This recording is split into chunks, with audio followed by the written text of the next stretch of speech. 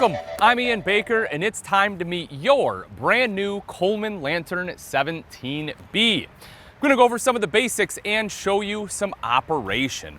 We're gonna start right up front, and that's gonna be on the tongue jack. So the manual tongue jack here, what you're gonna do is you will turn the tongue jack clockwise to raise the tongue of the trailer up, counterclockwise to lower it back down.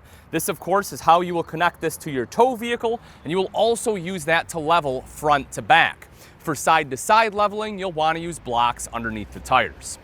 Right behind that will be your 20-pound propane tank. Yours will probably look prettier than this. This is just the one I use for demonstration here. You can see I have the line hooked up. You're simply going to open the tank. For this particular RV, propane will run your water heater.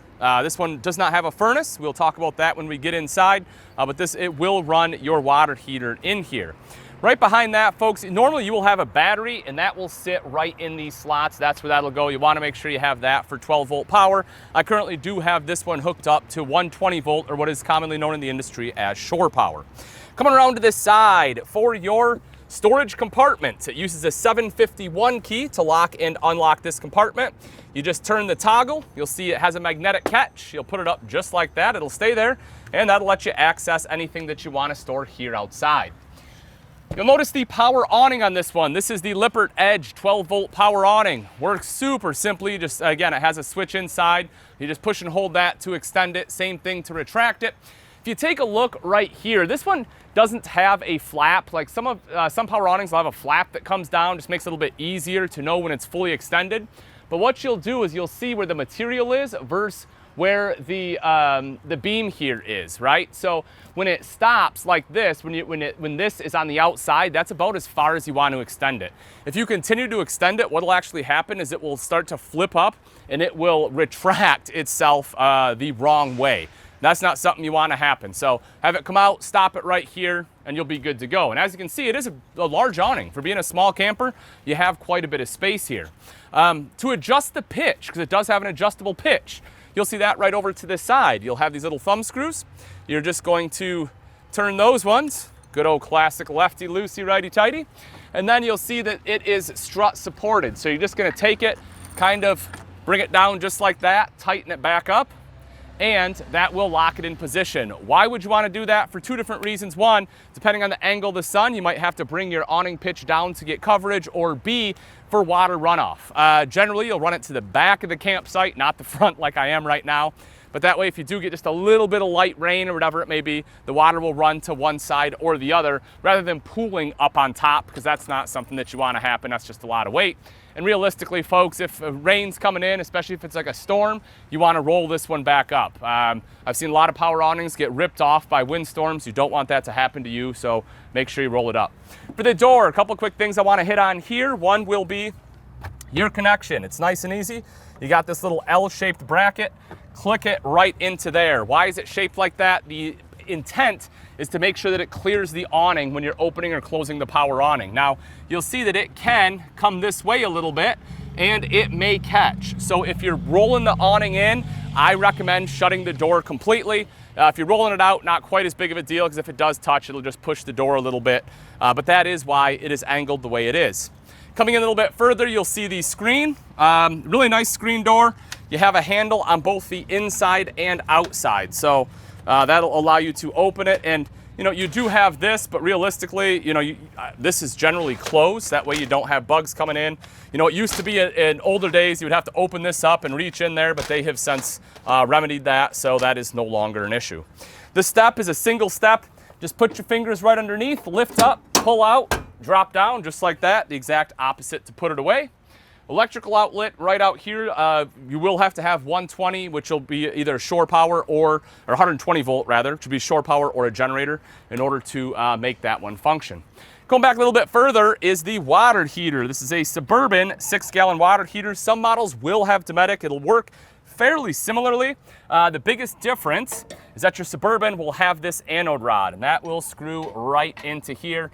And what that is it's a sacrificial rod, so the water attacks that rod rather than the steel tank.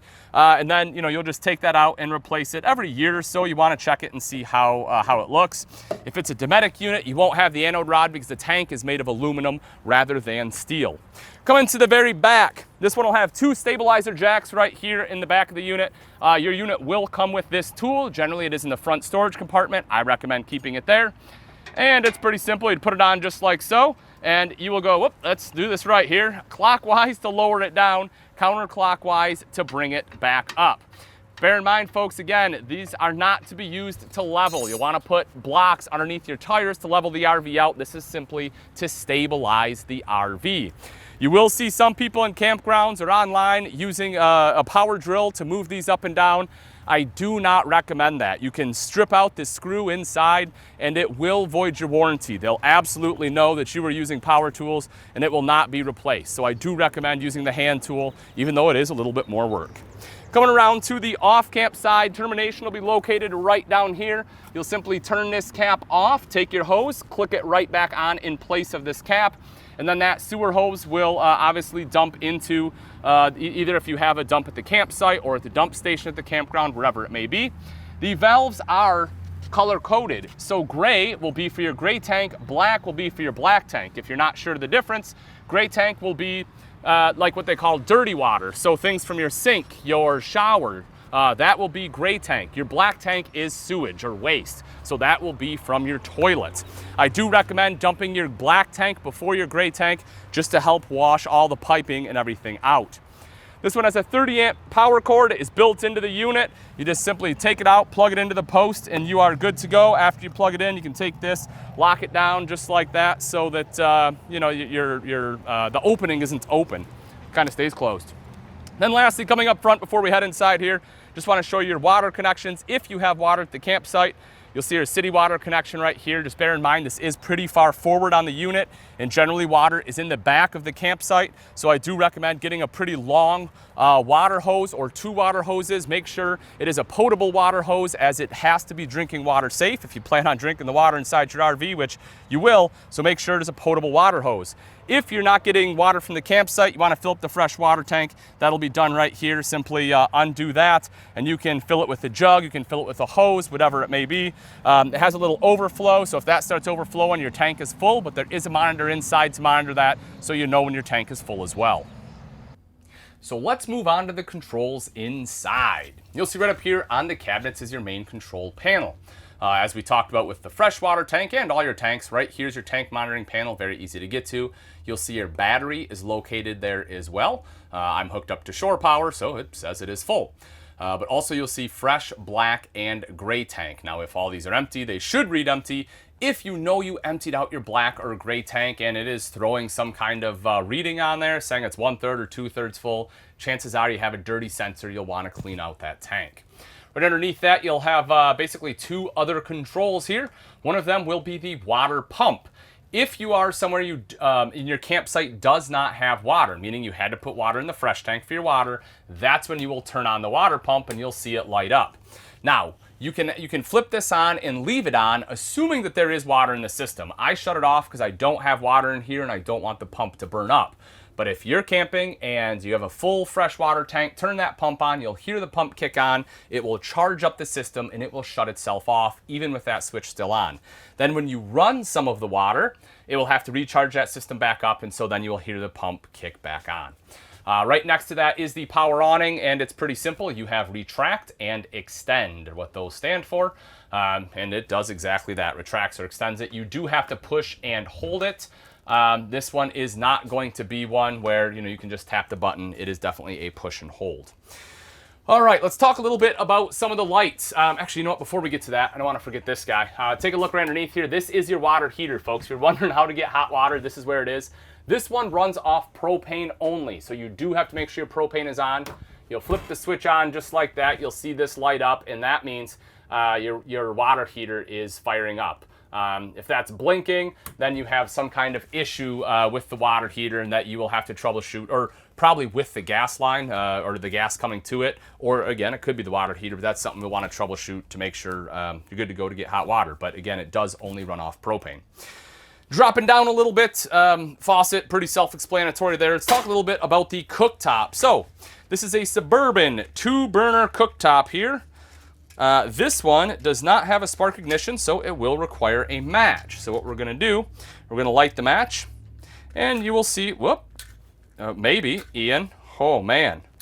Some old boys. All right, there we go.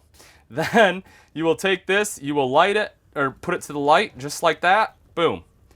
And now we're good to go. It is lit. So you're going to kind of push it out to here, hold it where the flame is. That will, get it moving. It'll get the gas flowing. Light it with the match. You're good to go. You'll want to do the same thing with the back one if you need to use that. And of course, you have flame control there. It also tells you, which knob controls which burner. Dropping down, let's talk about the fireplace, because in the 17B, this is very important. As I mentioned earlier, this unit does not have a dedicated furnace. So, you're probably not going to want to go out in freezing temps. It's just not going to get warm enough in here for you. But this fireplace does do a good job just to kind of knock the chill out of the air. So, this will be your main heat source. To turn it on, you have a power button right here. Simply touch that, you're good to go. The one next to that, you can change the color of the flame. So it'll go either orange, blue, or kind of a combination like you have right there. You can also control the intensity of the color. And right next to that will be your temp. You'll see currently it says OF, off. And then you can keep clicking it to adjust your temperature. You can see that in the upper right-hand corner there to get it warmer or cooler in here based upon what you want.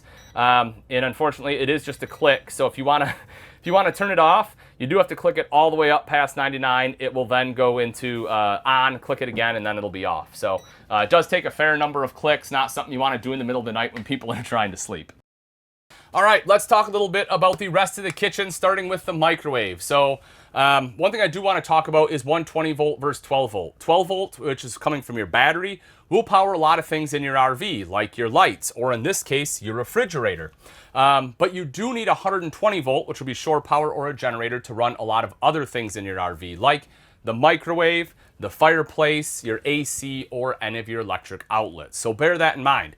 If you plan on having heat or having AC, then you will need 120 volt to be able to run those. And then, as I mentioned, same goes here for the microwave. Right below that, though, is your Everchill 12 volt compressor driven refrigerator. This is a 3.3 cubic foot. As the industry calls it, the mini fridge. You can lift this up. You have a freezer compartment right up top there, which is pretty nice.